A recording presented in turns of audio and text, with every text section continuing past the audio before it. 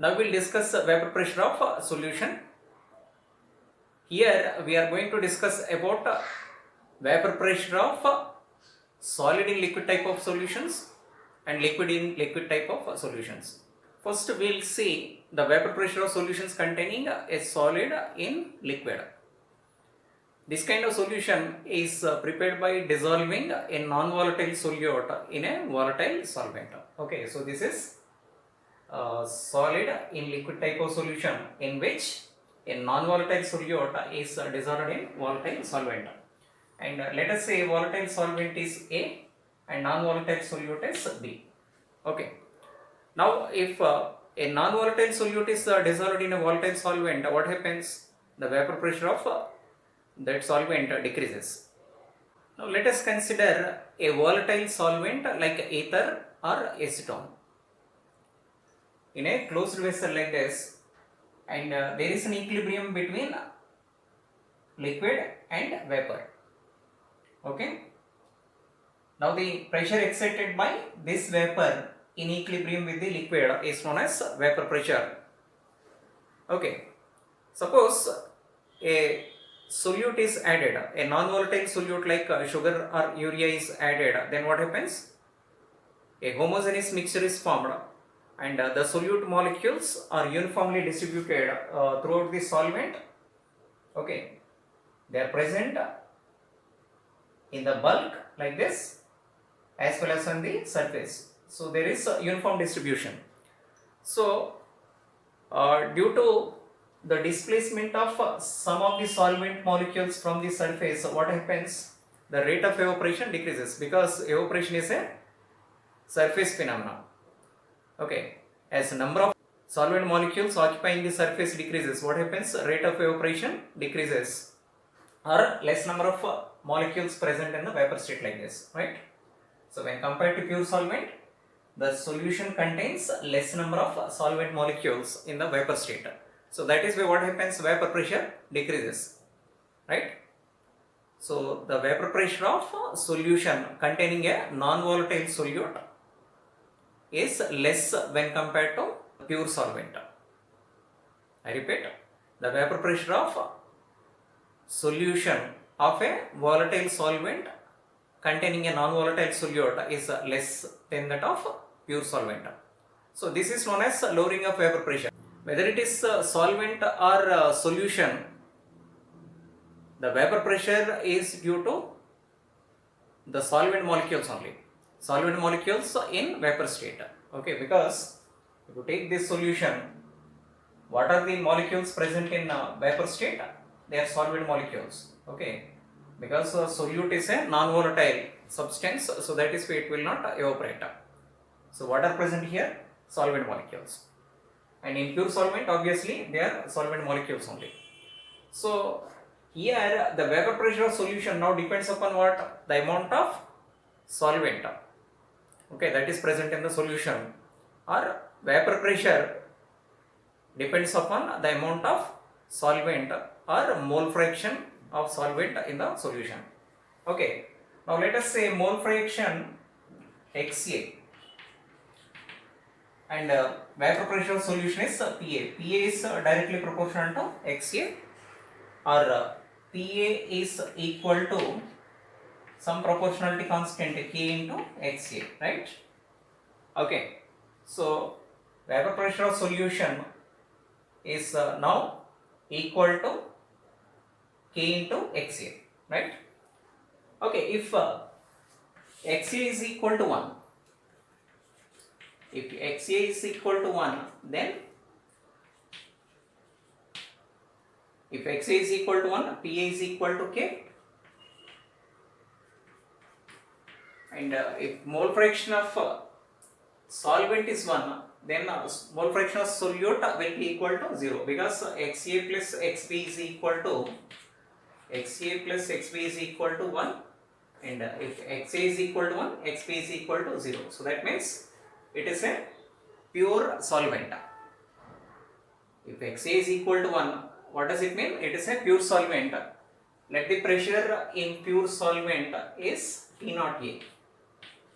Okay, so P naught A is pressure of the pure solvent, okay, pressure of pure solvent will be equal to the total pressure, okay, total pressure of the solution when x is equal to 1, okay. Now Pa is equal to K and Pa is equal to P naught A, right.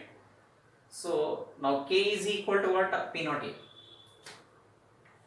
Now K is equal to P naught A, and substitute this here, then what will you get? Pa is equal to P naught A into XA. Okay, Pa is equal to P naught A into XA. So what does it mean? The vapor pressure of solution containing a non-volatile solute in a volatile solvent is equal to product of vapor pressure of the pure solvent and mole fraction of the solvent in the solution. I repeat, the vapor pressure of solution containing a non-volatile solute in a volatile solvent is equal to the product of vapor pressure of pure solvent and its mole fraction at a given temperature. Okay, this is known as Raoult's law. As per Raoult's law, Pa is equal to, that is vapor pressure of solution is equal to the product of mole fraction of solvent in the solution and vapor pressure of pure solvent, right. So Pa is equal to P naught A XA. Now this is similar to a straight line equation, y is equal to mx plus c, okay. Now take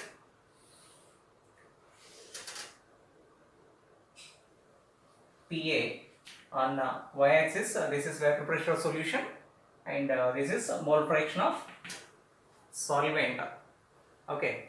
Then you will get a straight line, okay, passing through the origin, right, because intercept is 0 and slope will be equal to P naught A, and this is vapor pressure of solution and this is mole fraction of solvent, okay. So vapor pressure of a solution containing a non-volatile solute is a function of the amount of solvent. Now we will discuss vapor pressure of solution containing a liquid in another liquid. These are liquid in liquid type of solutions. For example, acetone in ether. Okay, both are volatile components. So let us consider a solution containing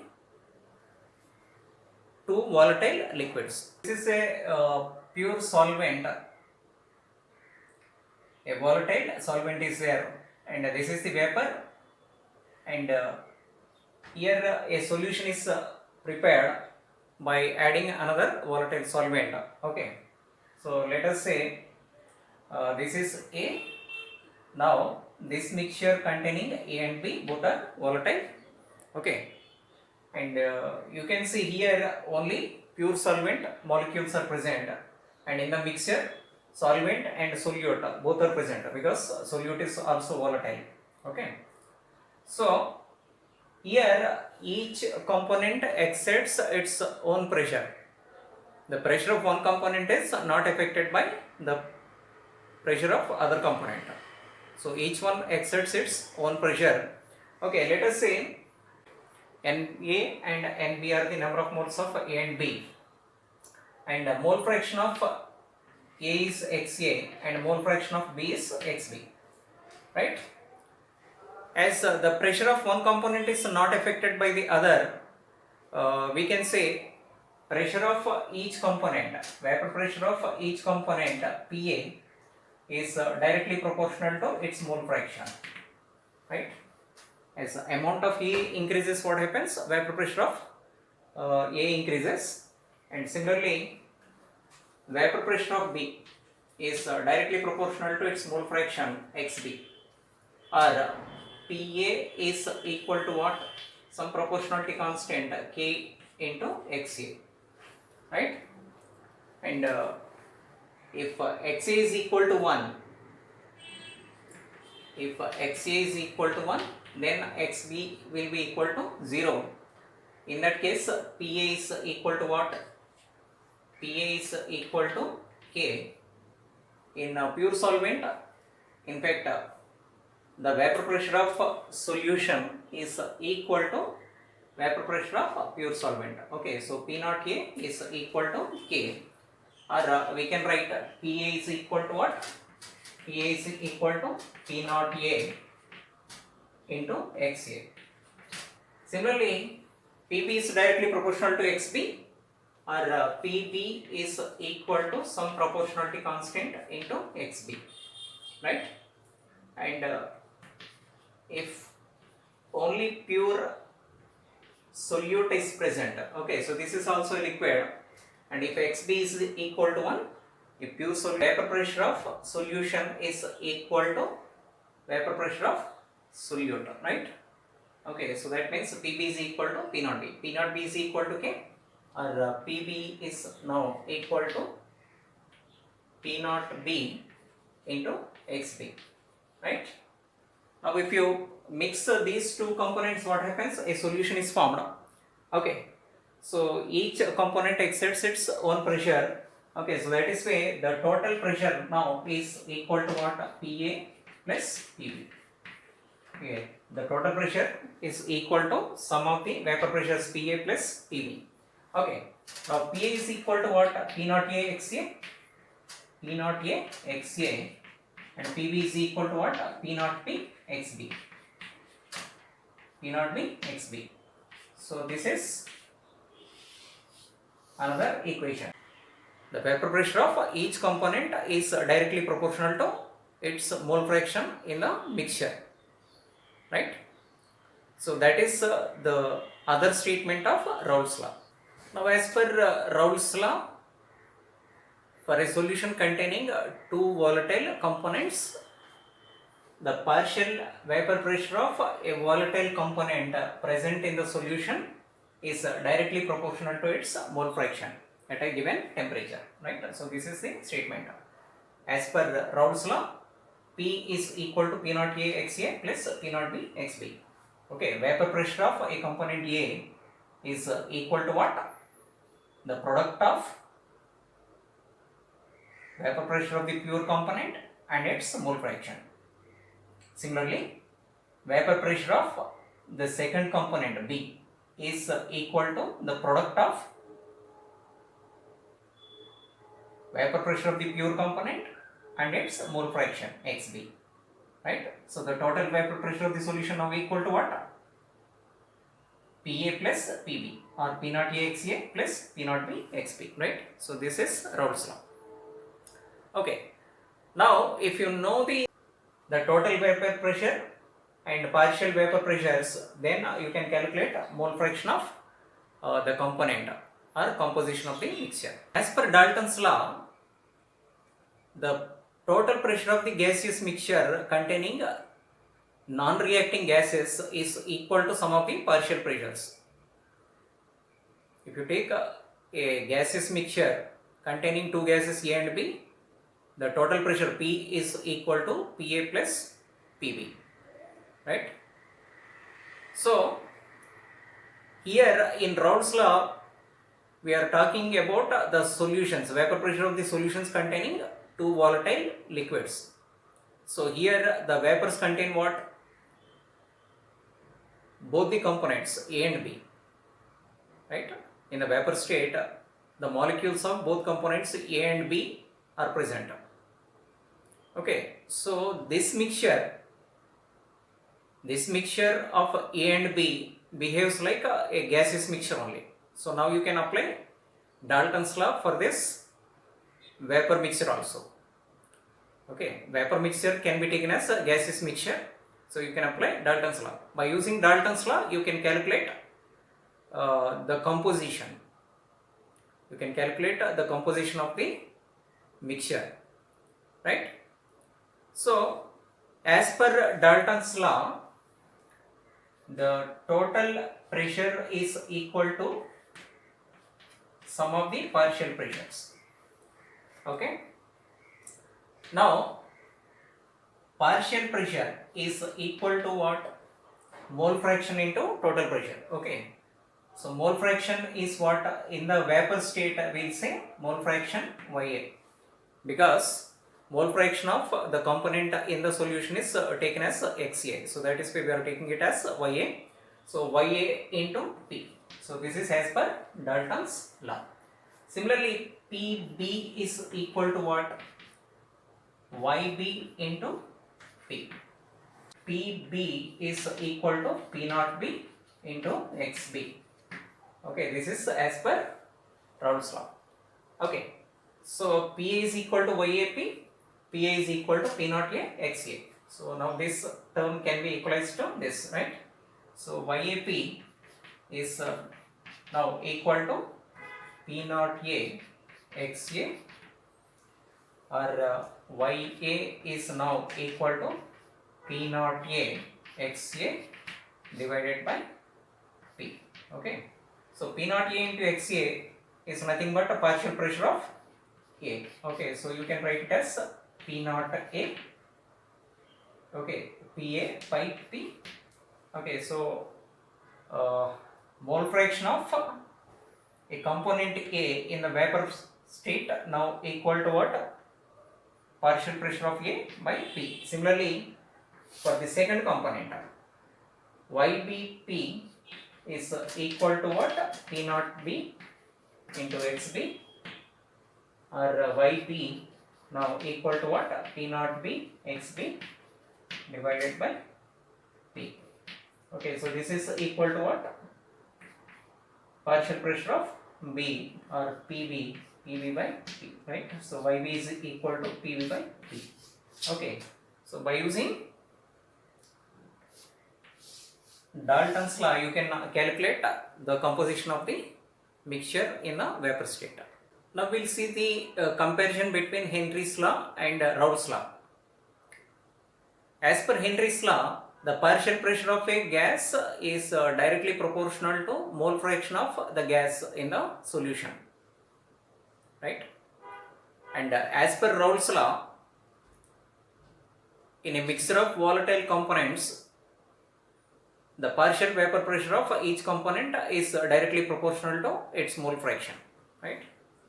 So as per Henry's law, Pa is equal to Kh into Xa, and as per Raoult's law, Pa is equal to P naught A into Xa. So that means both these laws are applicable to volatile components, right? And what is the difference? The difference is in proportionality constant. Here proportionality constant is Henry's law constant, and here the proportionality constant is equal to vapor pressure of pure component. In the beginning of my lecture, I asked you some questions. Let us see the answers. First question: is vapor pressure dependent on the volume of the liquid? Vapor pressure is independent of volume of liquid, but it is dependent on temperature. Whether you take 1 liter water or 10 liters of water, the vapor pressure of water remains same at a given temperature. Second question: do different liquids have same vapor pressure at a given temperature? Different liquids do not have a same vapor pressure at the same temperature, because vapor pressure is also dependent on nature of liquid. If you take volatile liquids, they have high vapor pressure, whereas non-volatile liquids have low vapor pressure at the same temperature. Third question: why water boils at lower temperature in high altitude regions? In high altitude regions, atmospheric pressure is less. Boiling point is the temperature at which vapor pressure is equal to atmospheric pressure. As atmospheric pressure is less, vapor pressure will be equal to atmospheric pressure at lower temperature. So water boils at lower temperature in high altitude regions. These are the answers.